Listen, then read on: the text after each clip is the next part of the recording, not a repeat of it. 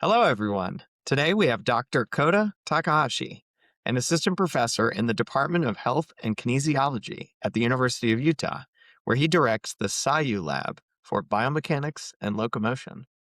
His research explores how human movement adapts to aging, diabetes, and limb loss, translating biomechanical insights into better mobility outcomes. By bridging lab-based discovery with real-world application, Kota is redefining how we measure, model, and improve human performance. Welcome, Kota. Great to have you with us. Thank you so much, Josh, for having me. Yeah, absolutely. So I hoped you could set the stage for us by sharing a little bit about what sparked your curiosity about biomechanics and the science of human performance. Yeah, biomechanics and human performance. I could probably trace back to maybe 3 life events. I'll start my story as I was an 18-year-old. I was a senior in high school, was playing basketball. I was not a very good basketball player. I always sat on the bench, but that entire senior year, I was hurt. I had low back injuries. So I can actually I still remember the day I visited the doctor's office after my MRI scan. And the doctor was showing me my MRI scan and explained to me that, oh, this is your lumbar vertebra. Between each vertebra bone, there's an intervertebral disc, and that disc is like a jelly donut. Right. And he explained to me that my jelly donut was like protruding. So I had a protruding disc, a bulging disc. Right. And that was aggravating my pain. And he was explaining to me how that bulging disc and the jelly was kind of impinging on the nerve, such that when I started playing basketball or started running, I would get tingling sensation down the feet because of the impinged nerve, right? So that's really when I started getting interested in the human body. And I could still remember what he said to me at the end of that meeting. He said that if I was a 50-year-old, he would not be concerned because my low back looked like a completely normal 50-year-old who would spend hours and hours in an office. Maybe you could relate to this, Josh. No. Not the 50 part. But he basically told me that my back looked like a normal 50-year-old. And so my question was like, why? I'm 18. I'm a basketball player, athletic, not sedentary. Why is it that my back looks more like a 50-year-old? So that's really how I started getting interested in the human body. And I think I knew right around that time that I wanted to do something biomedical related. So then I enrolled at the University of Michigan. And probably the second part of this story is kind of the influential professors that I had at University of Michigan. And I'm willing to bet that you and your listeners will recognize at least one of the names here. So as a junior, I took an undergraduate biomechanics class taught by none other than Professor Dan Ferris. So how lucky was I to actually be introduced to the world of biomechanics as a junior and undergrad, taking a class taught by Professor Ferris. And so one of the really interesting things about his teaching method was that he would infuse some of his research into biomechanical concepts. So of course, we learned about exoskeletons and muscle-driven controller of the ankle plantar flexors and the artificial muscles that they were developing at that time. So that really captured my attention. And then a year later, as a senior, I took a class taught by Melissa Gross. And my goodness, Dr. Gross, her teaching methods were so ahead of our time. And it was a class that was cross-listed with kinesiology majors and art majors. So art students were taking the same class as a kinesiology major, and we were getting exposed to 3D motion capture technology. And I could still remember some of the final project assignment we did of analyzing the biomechanics of like a wave motion and trying to put numbers and interpretation of biomechanics data for the very first time. So that really solidified my interest in biomechanics, thanks to Professor Ferris, Professor Melissa Gross.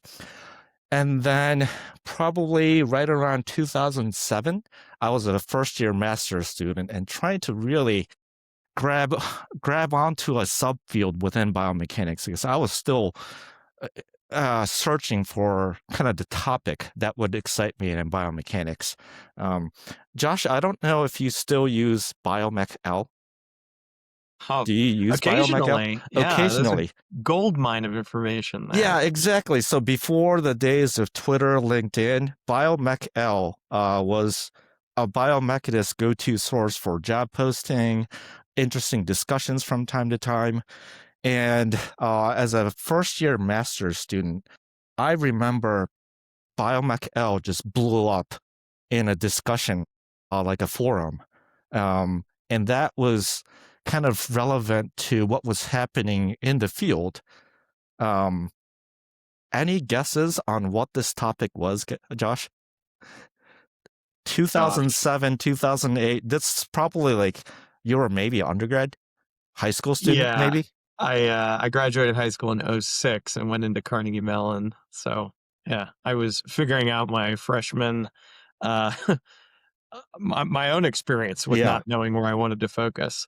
But anyway, I don't know, maybe something footwear related? Oh, that's really close. Okay, so you got the assistive technology component Yeah. right. Okay, so 2007, 2008, and this discussion just blew up, and biomechanists from all over the world were chiming in, and it went on for days and weeks. So it was the topic surrounding Paralympic athletes and whether they have an Unfair unfair advantage. advantage or not. Yep. And at the time, that was ignited by one athlete, Oscar Pistorius. Mhm. But Biomechanical just blew up, and every scientist was kind of chiming in with their interpretation. Does he have an advantage? Does he not have an advantage? And what seemingly appeared as a simple question, if you dig deeper into the data, it's just so complicated. And that idea of looking at data and there's interpretations that are so complicated, that process, the scientific process is, I think, what captured my attention in that field. So then years later, I started studying prosthetics, and kind of that debate has had a lasting impact on my career. Um, and so nowadays, I don't study human performance from an athletic standpoint. I study human performance from more of a rehab standpoint, whether we can design better devices like footwear, prosthesis, and how that could be beneficial to the clients and the users. So hopefully that gives you a story of what ignited my interest in the field of biomechanics. It's fantastic. I love the podcast format because even though you and I have known each other for years, half of what you just said is news to me. So very very interesting. Um, as an aside, Biomech L was very exciting for a while, and I felt like maybe that turned into Twitter, and now that's Yeah. seemed to have fizzled out. Well, I mean, you said you still use it. I still use it. And Biomech used to be my go-to source for literature update. Now I think you're right in that it kind of fizzled into social media, X. I think some people use, is it called Blue Sky? Yeah. You can clearly tell I'm not a social media person. Yeah. I think there's an opportunity here. I don't know what it looks like, but now that the communities are fragmented, it's harder to find the type of lively debate that used to happen on Biomechanical Yeah, online. and it's hard to do on LinkedIn, isn't it? Yeah. Yeah. Well, LinkedIn is the land of corporate interests, which of course right, I spend a lot of time focusing on. But it's not necessarily ideal for scientists. right. Um, anyway, so as I mentioned, we've known each other for a while. Actually, uh, Kota's lab was the very first in the beginning days of Humotech to receive a prosthetic and exoskeleton emulator system.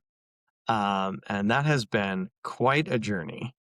So I was wondering, Kota, if you could talk through a little bit how having that emulation technology in the center of your lab for all these years has influenced the direction of your research, which, yeah, maybe you could have done with a different platform or. Yeah, this takes us back, right? Josh.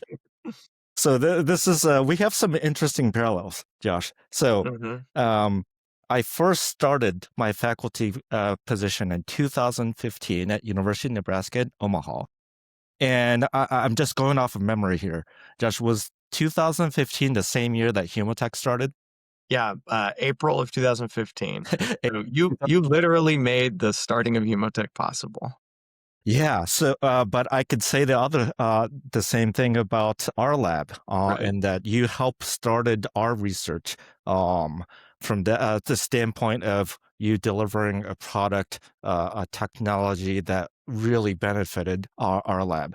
So, to give you a backstory on how I got interested, I felt like transitioning from a postdoc onto a faculty position. Um, I had a fairly good idea of what my strengths and weaknesses were. In terms of strength, um, I was good at understanding human movement, developing techniques to understand human movement, such as energy storage and return of a prosthetic device in a way that's meaningful to the user, in a way that's appropriate from a biomechanics standpoint. But I always felt that one of my weaknesses were I couldn't build devices. And as a researcher, studying prosthetics, I felt that that was eventually going to be a liability. And that if I can only measure the outcomes of a prosthesis, but then there are other researchers who can not only measure and build devices, then there's no way that I could survive in that climate. And so, as I was thinking about transitioning to a faculty position, well, that's where you entered the picture, Josh. You were finishing like your PhD work, dissertation work with the prosthetic emulator, how you could control push-off precisely, and how you can measure the precise effective push-off power on, say, metabolic costs or any other biomechanical variable. So once I learned about that technology, and once I learned that you were starting your own company, that's um, the emulator system became top of my priority list because I felt like if I could measure things, but then allow others to actually take care of the designing and the controller, and we can use it as an experimental tool. Then I thought our lab had a chance to compete and survive in an ultra competitive climate of academics. Um, so then I don't know, I can't remember the date that you officially installed the Caplex system in Nebraska at Omaha, but I'll also give a shout out to my colleague Philippe Malcolm, who also started the year after I did. And for Philippe and myself um, to both be interested in the Caplex system really helped jumpstart both of our research. It could be 2017 as the year that your system got installed in Omaha. I'm just going off of memory. You could fact check later. Yeah, I would have to fact check later. My memory isn't what it used to be. But sounds about right. So back then, we were providing more or less standard Humotech equipment.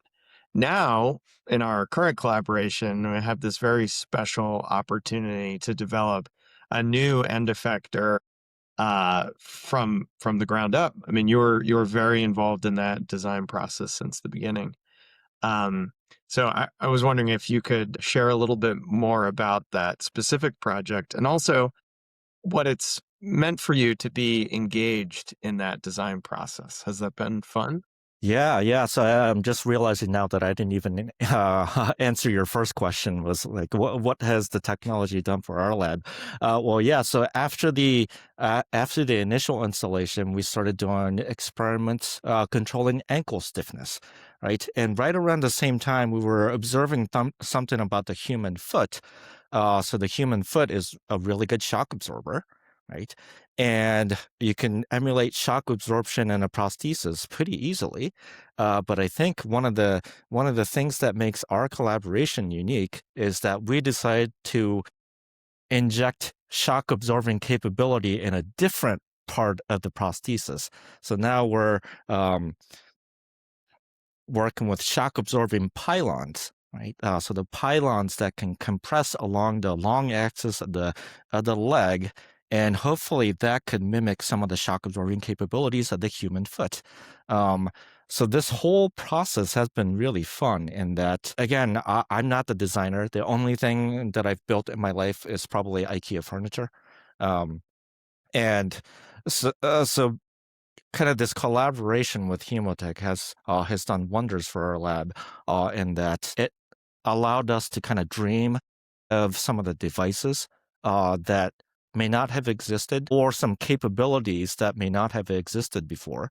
And now we're deep in the developmental stage of trying to test out the shock absorbing pylon, trying to fine tune the controllers and trying to improve the performance. And eventually, maybe the next time you have me on a podcast, we could talk about the data that came from patients actually using our collaborative project. Yeah, well, through this process, we've found you to be endlessly curious and patient, and you provide great feedback for someone who's never built a prosthesis before. So thank you for that. And I will not take the credit for that. I have two brilliant engineering students working on that project, Chelsea and Emma. So a large credit goes to them. Yeah.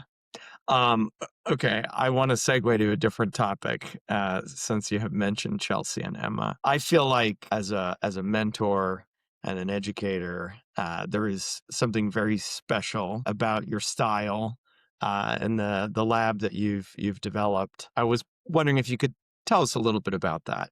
What makes your mentorship style uniquely you? Yeah, that's an interesting question. I have to think about this for a bit. One of the things I do with all of my mentees, one of the first days they start in my lab, I give them a policies and procedures document that they all have to read. And our first or second meeting usually is centered around like, well, what questions do you have about our policies? And on top of that policies document, we communicate our three values. And those three values are curiosity, scientific rigor, and collaboration. And the reason why I spell out those three values in particular is that if my mentees can buy into those three values, I'm a firm believer that everything else will take care of itself.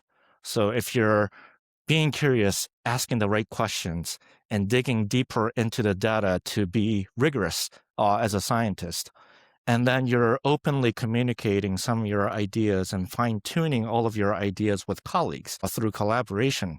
If you can do those three things and align with those three values, I have confidence that everything else will take care of itself. Um, so things like impact is not in our top three priority values. And we would like to say that if we do those three things well and trust the scientific process, then everything else like impact, prestige, will take care of themselves. That is a really special way of thinking about it. And um, I I think of you as a translational biomechanist in the sense that you're very focused on generating insights which are practically useful, but you're also a basic researcher in a big way. How do you think about it? I mean, I'm sure your long-term vision is to influence the design of devices, but you don't tackle that in the traditional sort of laboratory prototyping type of way. Um, yeah, can you expand on your view of how to do translational biomechanics? Well, first of all, thanks. I appreciate your perspective on our lab. It's really interesting that you think of our lab as translational. Um, and of course, translational is one of the goals.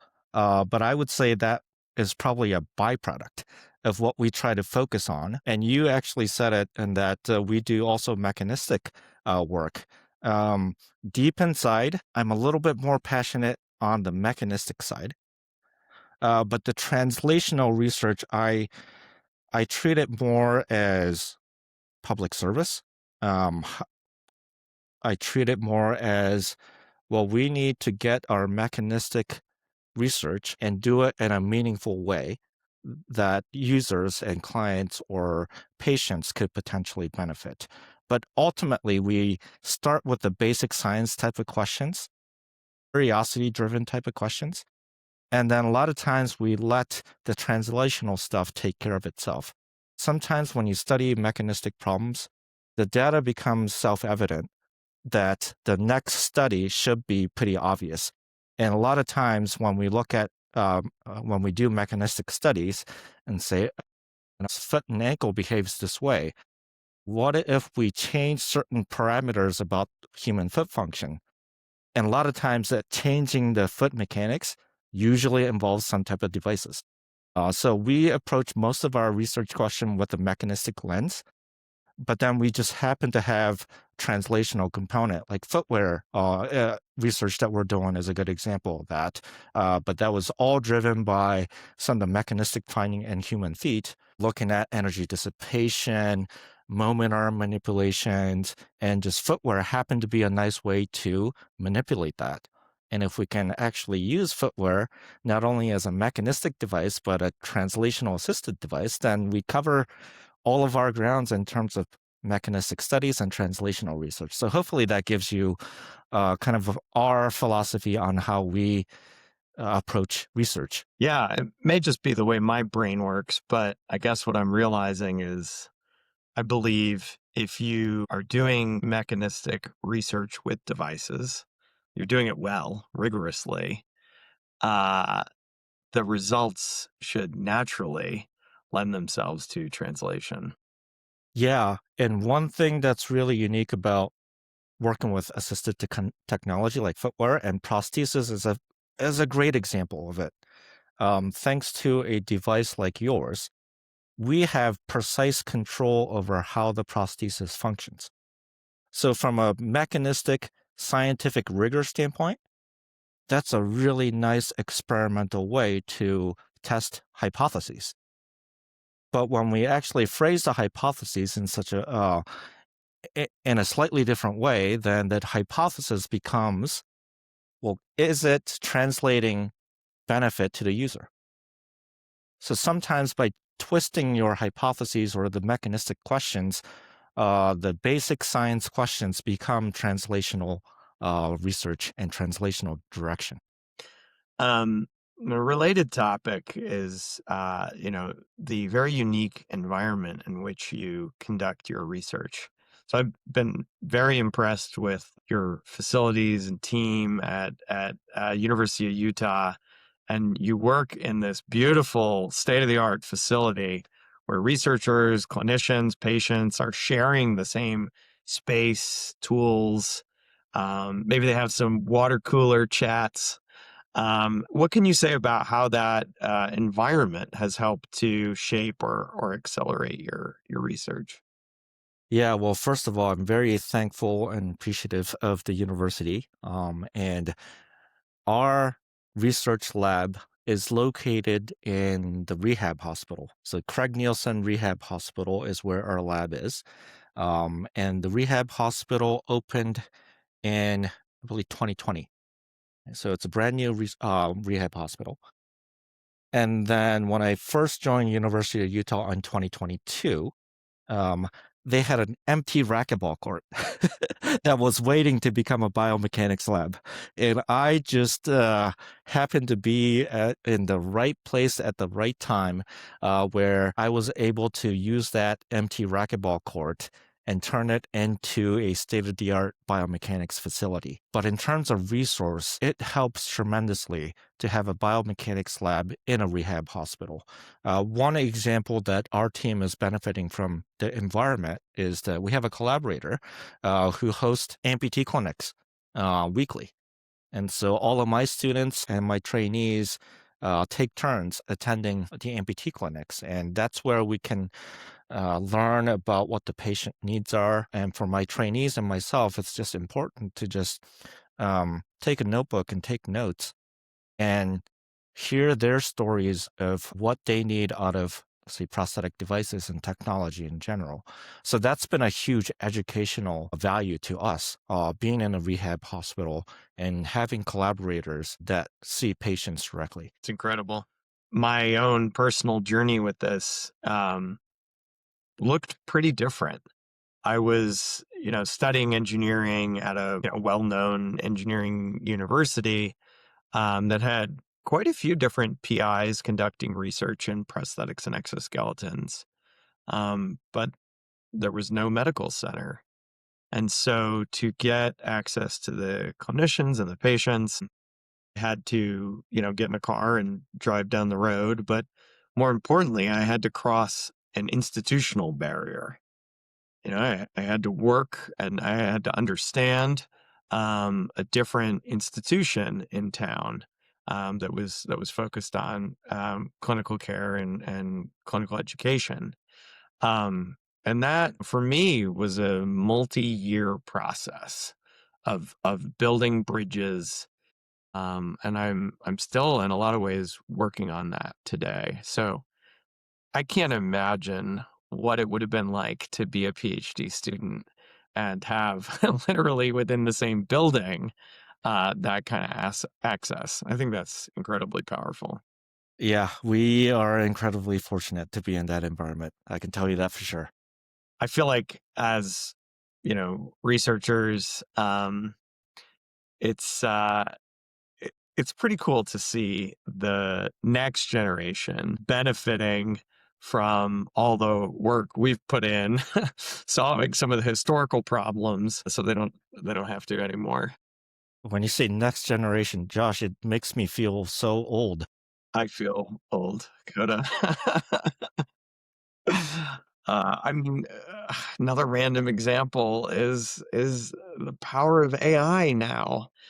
How are you managing that in your lab? Are your students allowed to use ChatGPT?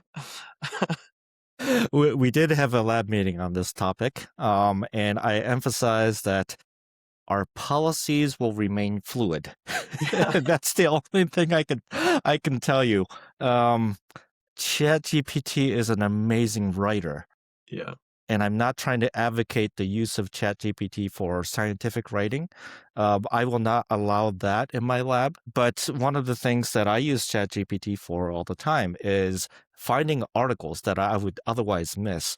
So I would tell ChatGPT, "Hey, can you find me articles published in PubMed that did XYZ?" And a lot of times they would find articles back in the 70s that I actually missed. So I find it useful for gathering information, but I am very skeptical about using ChatGPT or any other AI software to generate content. So kind of right now, the line between um, a good use versus a not good use in my lab is if it's generating content for you, then I will not allow that. But if it's helping you to extract information from the web in a more efficient way, but you're still ultimately responsible for the content, then I'm okay with that. Can you speak to the evolution of biomechanics software?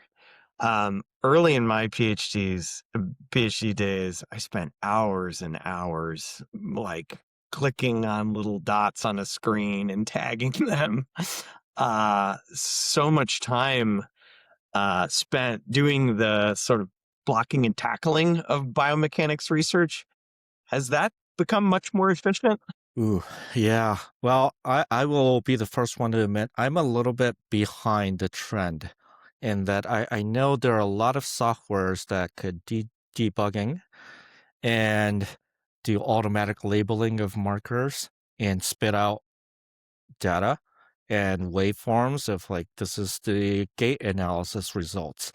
We're a little bit old fashioned in that I want trainees to not only look at the trajectories of the markers, um, but also before you run it into like a pipeline, we have series of sanity checks. Um, and in biomechanics, you can feed inaccurate data all the time, right? And then if you have one blip in the data, but then you have 20 subjects. By the time you average those waveforms, those blips in the data is so hard to capture. So I still have a lot of my trainees look at individual graphs, individual trials to see if there are any like missteps or center pressure data that's inaccurate, just to make sure that by the time we feed the results into like a report template, by the time we get there, the data should be as clean as possible. And this is kind of one of our values at the lab is scientific rigor. Our lab might be falling behind in kind of making processing more efficient, but I feel like it's a necessary time you spent to ensure data quality. But to your point, I have seen a lot of improvements in data processing software. I know of like OpenCap is a really good example, right? Where you can take iPads or iPhones and string together maybe 2 or 3 iPhones together, and can do markerless motion tracking. And I don't know how fast the processing time is, but it's probably really fast in that you can be looking at reports and biomechanics data in a reasonable time. I have no idea what the time estimate for that is. Hmm. Interesting. This makes me think of our clinical business strategy where Humotech is, we're actually now piloting the use of the prosthetic foot emulator in clinical care. So a person with lower limb amputation can come in, have the prosthetic foot emulator fitted, and then walk with a few different foot options emulated to compare and contrast and hopefully determine one of those options that works best for them. And I get asked all the time what outcome measures we could be using on top of the sort of foundational subjective patient reported outcome measures we've focused on. Markerless motion capture is one that comes up over and over and over again. And yes, of course, you could go in the App Store and download an app and stand there and take a video and create a bar chart that says, with foot B, the knee flexion and late stance is optimized. But how does the person interpreting that data know that they can trust the biomechanical result is accurate? I feel like this is a big problem in the translation of biomechanical methods. Josh, that seems like a loaded topic. There's a lot there. Yeah. Um, so I don't know what degree of accuracy we need Mhm. to inform clinical decision making. And I haven't really kept up with the technology too much um, about their current level of accuracy in markerless motion capture systems, for example. Our department actually has another markerless system, Thea markerless, and I've seen plenty of publications that talk about accuracy. And I think the latest is for sagittal plane, planar movements. I think it's pretty accurate. But once you have small off diagonal axes of rotations, those are in general less accurate. But I could be completely wrong with that. Um, feel like you were, yeah, Very similar things. Isn't it about more than accuracy? I mean, accuracy is important, but the reliability of the endpoints, say, peak knee flexion at some percentage stance, that's about more than accuracy. That has a lot to do with your modeling, your smoothing algorithms, like so many things. Yep. So I think what I'm gathering is it could be due to how you actually obtain that data in the first place, but also a bigger point, or just as important was knee flexion important? Do Yeah, you want to increase knee flexion or do you want to reduce knee flexion?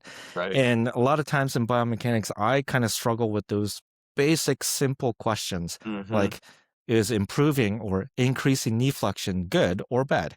Mhm. Yeah, well, now you're making the problem seem really impossible, Kota. um, ultimately, it would be really nice if every rehab center had a high-tech gait lab run by someone such as yourself.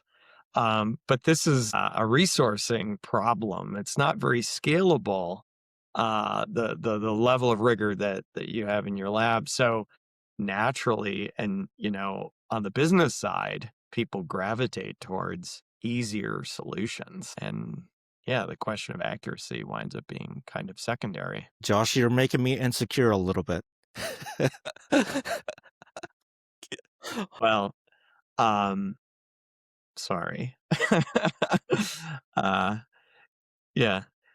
So for now, as we, trial different foot options in the clinic, we will be relying on the subjective measures, which is fine.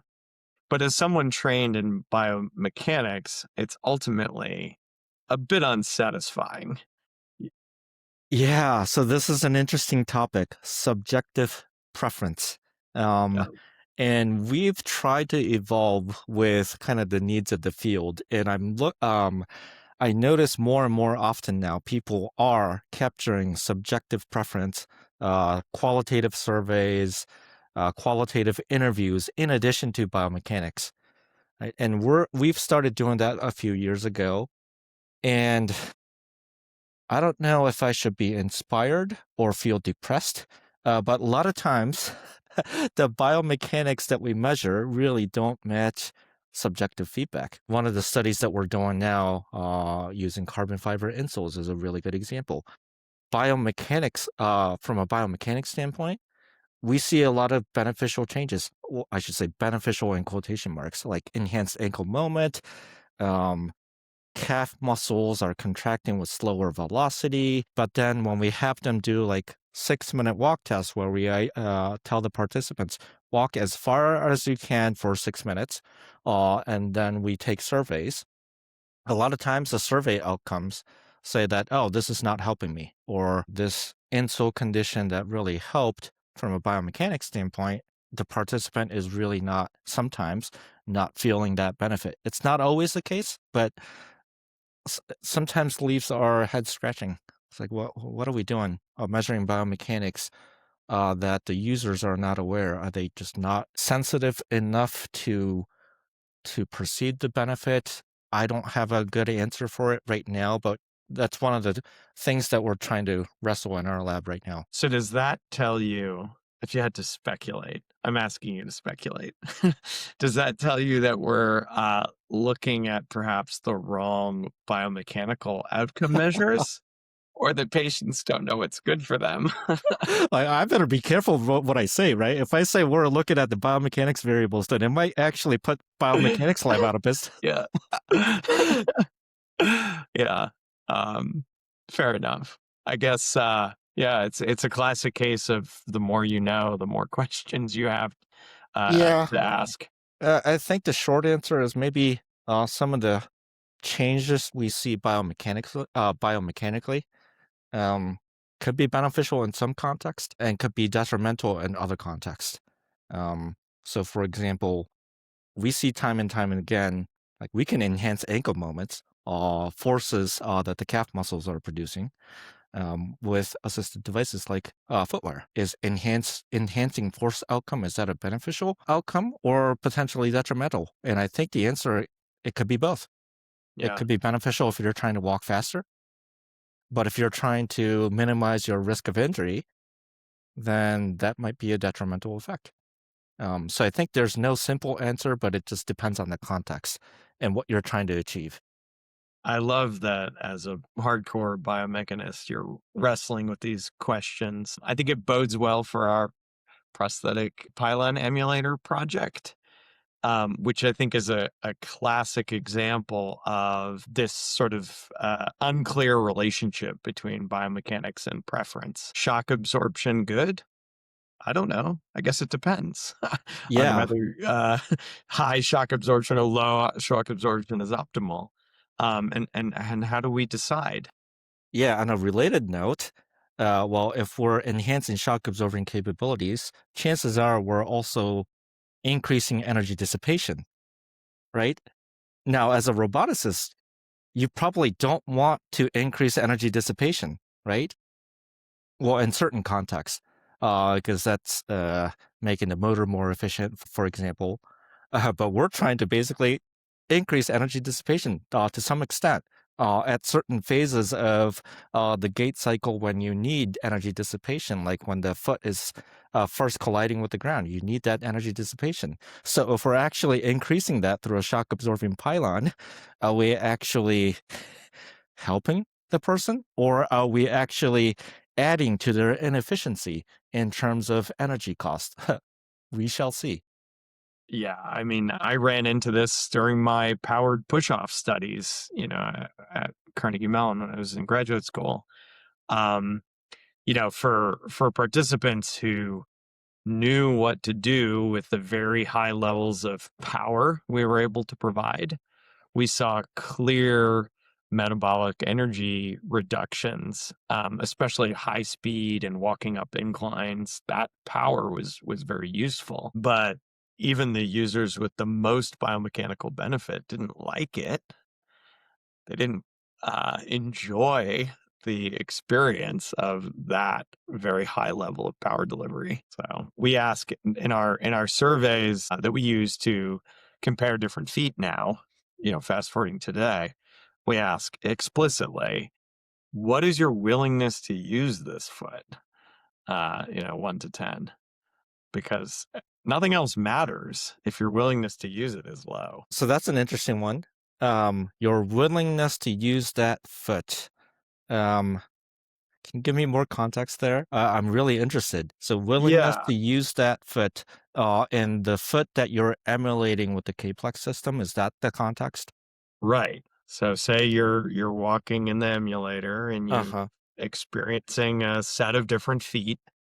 What is your willingness to use each foot? And this gets at the sort of utilization of healthcare dollars. Because on my side, we're thinking all about the costs and the benefits. So when does paying for a more advanced device make sense versus when should the additional costs of the more advanced device be avoided? Okay. So when you say cost, you're talking about financial cost. Yes. Okay. Does the so in the participants' answer, do they actually take that into consideration? To say this foot that you walked on, it has power, so chances are it's going to drive up your cost. And is that's what driving the decision? I'm really curious.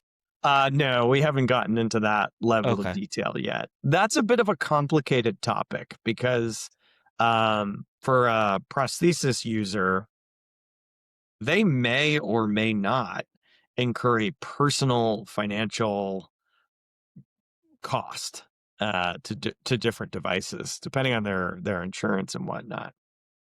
But that is an interesting question. Typically, I'm thinking about this more from the payer perspective.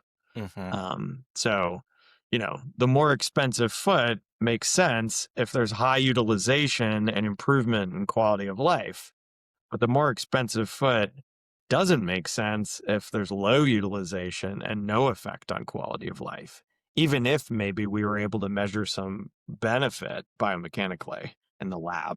Yeah, yeah, yeah. And then in that example, if the participants are not willing to use that foot, what are some of the top reasons behind it? I'm really curious.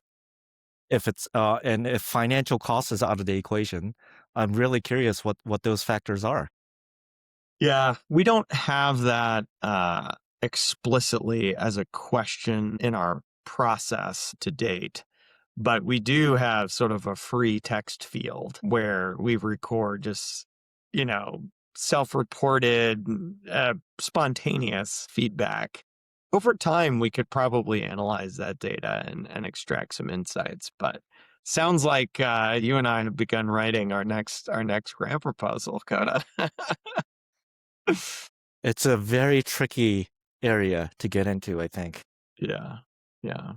Well, I am actually quite interested in this topic as it relates to prosthetic pylons, for example. I mean, um, you know, what are the motivating factors for both patients and providers to consider this feature? I mean, probably something about uneven terrain and high activity movements, but it'd be interesting to unpack that a bit more. Like with the torsion adapters, okay, the classic example I hear is people that like to play golf. They get the torsion adapters. But I'm sure the reality is a little more nuanced. Could we develop decision support tools to help guide that process? Yeah, I don't, not sure, but golf is, as you said, is like one of those activities that people mention over and over again, and that torsional mobility when you're on a golf swing, that rotation movement is actually really helpful. Um, so one of the tasks that we are going to measure in our lab is turning tasks, Hmm. walking in circles. If you walk in a certain direction, counterclockwise direction, where you're depending on which side your amputation is on, it could be your inside leg that's turning, or the outside leg that you can kind of use it to leverage, pushing you back in towards the circle, towards the inside of the circle. And so we're trying to do those mechanistic studies using shock absorbing pylons that have this rotational mobility. But you also mentioned high impact tasks like decline walking. We hope to be able to test that moving forward, because I think a large benefit of the pylon that can compress is attenuation of the impact forces, especially when your leg is colliding with the ground. Um, Running prostheses already do this pretty well because it's so springy in that the high impact forces will compress the spring, and then you can later use that energy to supplement you forward.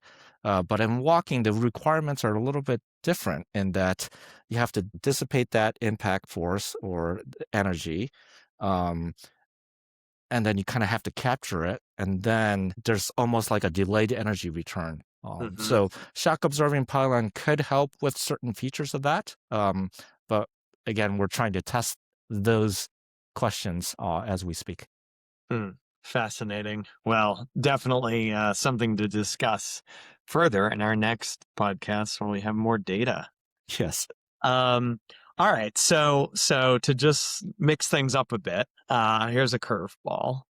What's one myth about human biomechanics that you wish more people understood better? Myth about biomechanics. Are we thinking people who are already in biomechanics, or a myth that that exist from people outside of biomechanics? Yeah, yeah. Let's Uh, go more the lay person. ok okay. Yeah. Well, maybe we've touched on some aspects of this, but biomechanics, collecting the data, I think is relatively easier, but interpreting the data is so difficult. So we've already talked about um, some of this already in that, well, if we have shoes that can enhance ankle moment and ankle forces. Is that a good thing or is that a bad thing? And kind of making that decision, I don't think is very trivial. So just understanding the data and what you decide to do with that data, I think that is a field in itself. Um, and the interpretations, and there's no right or wrong answer sometimes. Uh, Opposing views, both sides could actually be true. And that I think is hard for the lay people to appreciate, but we wrestle with those types of ideas all the time. Um, Maybe another myth. You started talking about subjective preference that's easy to measure. Sometimes the variables that are easy to measure could be really insightful. One example I can think of is temperature. Temperature is a really good marker of skin health. And one of the things that we do in our lab is measure temperature before and after somebody starts walking. We do this at the foot. We do this on the residual leg of a prosthesis user. And understanding temperature alone could actually tell us something useful about the health of the skin. It's another matter to try to explain what increases temperature using biomechanics, but we're really struggling with that. Uh, but sometimes the simplest things to measure could be really insightful. I this is just a fun topic, the temperature thing. We did our annual first aid training here at the office recently, and I love doing this sort of activity. You always learn something you didn't know you'd learned. So this year for me, it was that a blister, like for instance in your shoe, is actually uh, a temperature related issue. So the skin became so hot that a blister was produced, I guess, to protect the lower, deeper layers of skin. Um, I never thought about it this way. And actually, you had told me about your research before, but somehow I hadn't connected the dots to that very real world problem that we can all relate to. So then take that blister example, right? And then apply it to the residual limb of a prosthesis user. Yeah. That is like the same problem, but magnified by 10 times. Yeah. I was told recently that the problem inside prosthetic sockets is not temperature or not just temperature, but humidity. Yes. Can you help me understand that? I can't help you understand that, but I could talk more about that.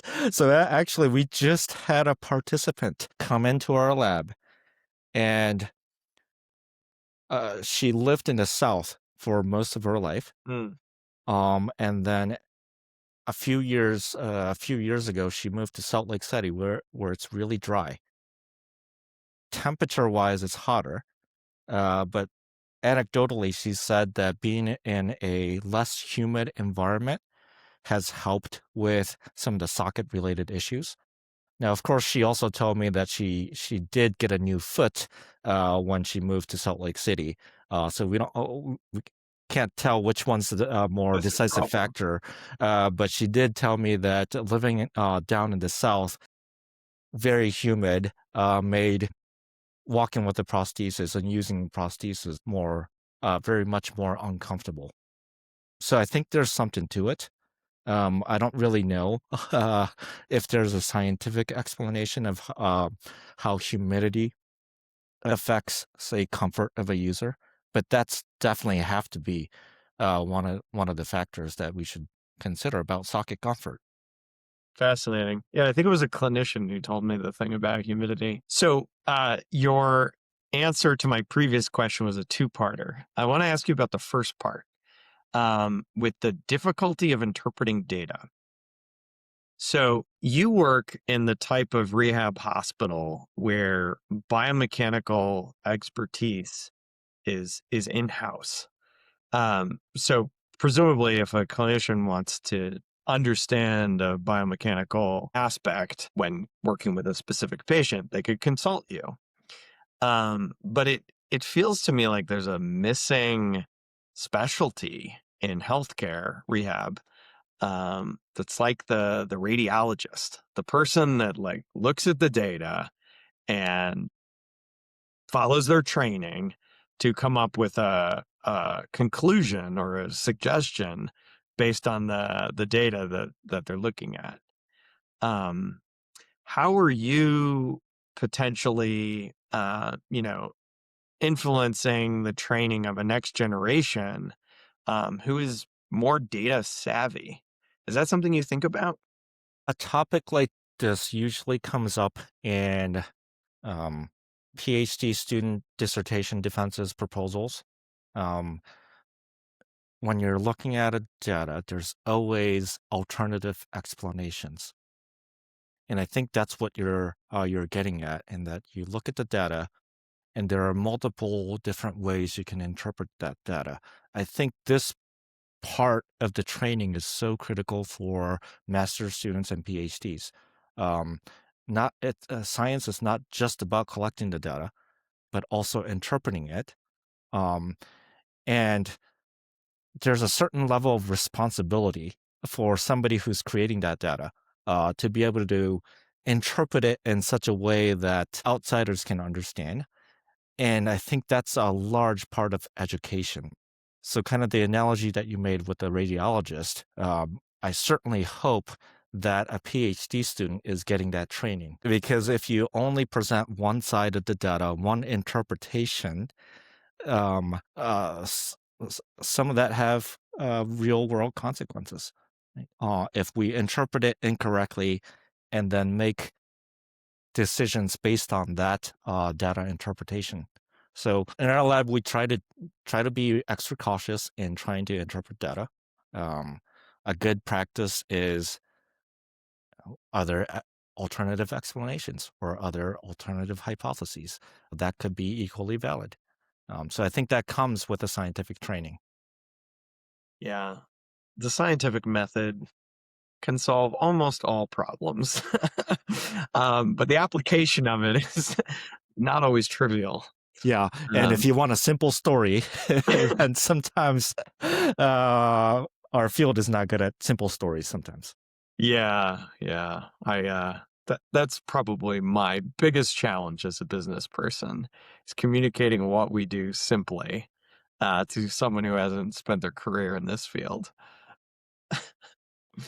Um, yeah, well, thank you for what has been a fascinating conversation, Coda. I hope you've enjoyed this first podcast experience.